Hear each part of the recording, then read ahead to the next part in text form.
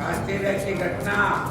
आईनं एका सौभाग्यवती शीलवती गुणवती महान पतिव्रता माता आईच्या चरणी त्या सौभाग्याच्या रक्षण करण्यासाठी कुंकू आणि मंगळसूत्राचा जतन भोगण्यासाठी आईला साष्टांग नमस्कार केले. पतीला कॅन्सर झाला आणि साष्टांग घेतल्यानंतर मी सांगितलो ब्लड कॅन्सर मध्ये वाचत नाही, तरी सुद्धा बघू म्हणून आईच्या कामधेनू कल्पवृक्षाच्या रूपाने कुंकुमार्चन पूजा 11 दिवस केल्यानंतर त्याचं नाव सुद्धा सांगतो तुम्हाला कोणाचं झालंय. हा एवढं वैभवानं बसवराज इंद्री हे ब्लड कॅन्सर न झालेल्याचा पटपटीवर फिरतात.